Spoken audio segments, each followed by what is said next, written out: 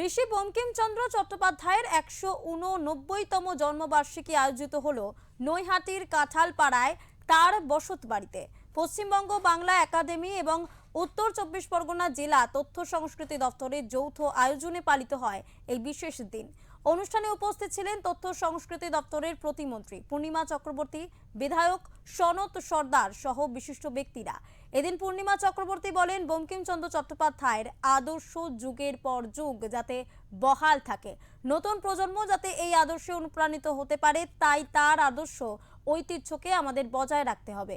আগামীতে বাংলা ও বাঙালির ঐতিহ্য, সম্মান, গৌরব, আত্মসম্মানকে বজায় রাখতে মুখ্যমন্ত্রী শুভেন্দু অধিকারী অনেক নতুন কাজ এবং প্রকল্প আনবেন বলেই দাবি করেন তিনি।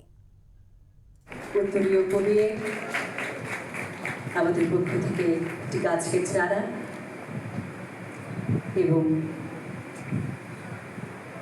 বঙ্কিম রচনাবলীর একটি খণ্ড আশাকে বরণ করে দিচ্ছি এই মুহূর্তে। বঙ্কিম দাস্য ভবনে একে একে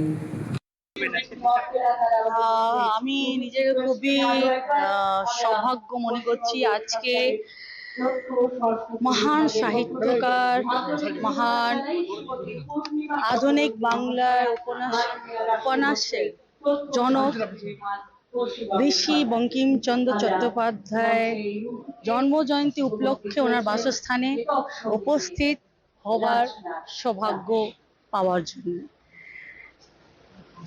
ওনার যে আদর্শ আমাদেরকে দিকে দিকে সর্বদিকে আমাদেরকে অনুপ্রেরিত করেছে। আমরা চাই বঙ্কিমচন্দ্রের যে আদর্শ ছিল, আছে এবং বছর পর বছর থাকে, এই ঐতিহ্যকে বজায় রাখতে হবে আগামী প্রজন্মের স্বার্থে।